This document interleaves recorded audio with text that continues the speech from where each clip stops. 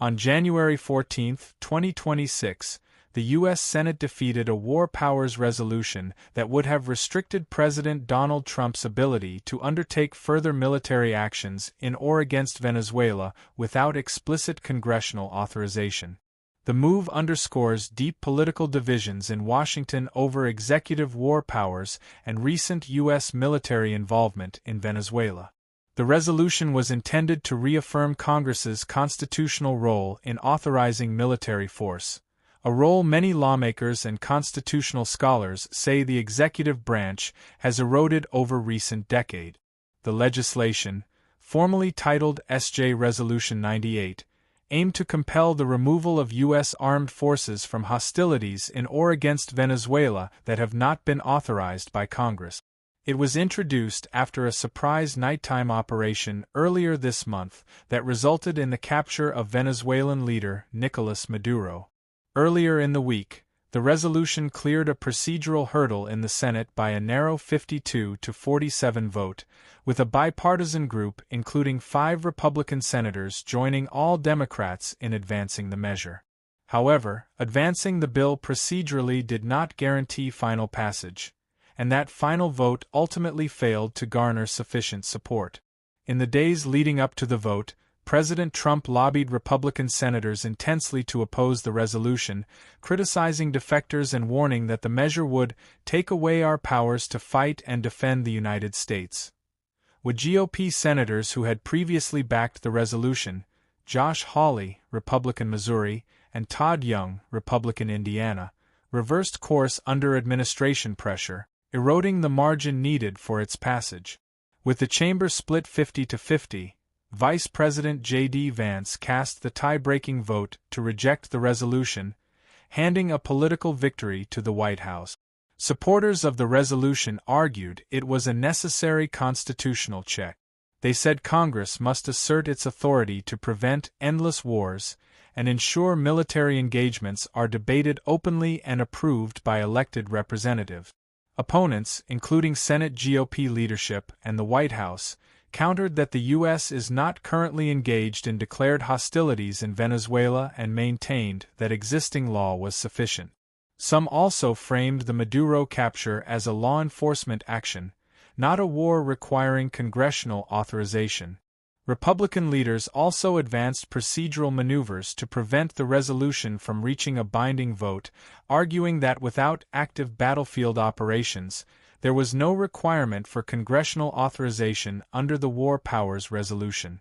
The Senate fight reflects growing unease among some lawmakers on both sides of the aisle about executive military power following recent operations in Venezuela and other foreign interventions. It also highlights the tension between presidential authority in foreign affairs and the constitutional role of Congress to declare war. Despite the resolution's defeat, the procedural advancement earlier in the week sent a strong message of bipartisan concern about unchecked presidential military action, a debate likely to continue as U.S. foreign policy evolves. A major human rights organization says that Iranian security forces have killed at least 3,428 people in a brutal crackdown on nationwide protests, highlighting one of the deadliest episodes of civil unrest in the country's recent history. According to Iran Human Rights, IHR, a Norway-based NGO that monitors violations in the Islamic Republic, the updated death toll is based on new information obtained from within Iran's health and education ministries. The group said at least 3,379 of those deaths occurred between January 8 and January 12, the height of the protest movement, though the actual toll may be higher due to restricted access to information inside the country. The IHR also reported that more than 10,000 people have been arrested as security forces move to suppress dissent by detaining activists, students, and ordinary citizens participating in demonstrations. The unrest began in late December 2025 against the backdrop of economic hardship, including skyrocketing inflation, rising food prices, and the sharp devaluation of Iran's currency. What started as demonstrations over living costs quickly evolved into widespread protests demanding political reforms and an end to the clerical government's rule. Protests have been reported across numerous cities and provinces, including Tehran, where demonstrators have faced increasingly violent responses from security forces. Videos and eyewitness accounts shared on social media, often through satellite internet services like Starlink to bypass government-ordered internet blackouts, show forces using live ammunition against crowds, leading to mounting civilian death. Iran's judiciary has signaled tough penalties for those it labels as rioters or enemies of the state, including the threat of fast-track trials and executions for detained protesters. This has intensified international concern, with rights groups warning that mass executions would represent a grave human rights violation. The IHR's director, Mahmoud Amirimoghaddam, said that the global community must take the judiciary's warnings seriously, recalling past periods of state violence in Iranian history used to maintain political control. The crackdown has attracted global condemnation, with Western governments and human rights organizations calling for restraint and respect for peaceful protest.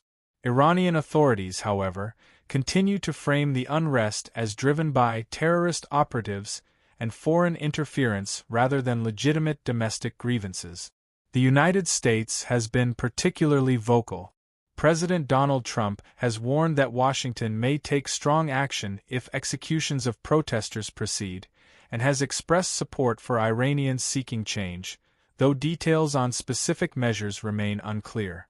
Meanwhile, reports indicate that Iran's government has restricted communications by imposing a near-total internet blackout in many parts of the country, making independent verification of events difficult and limiting the flow of information.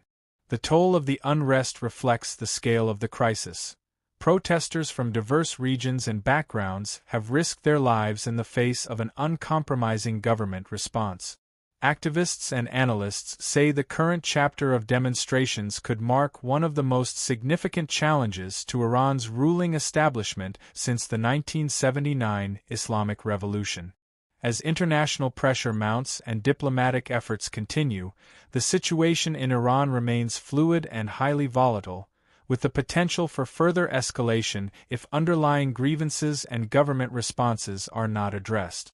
And now, you know the news.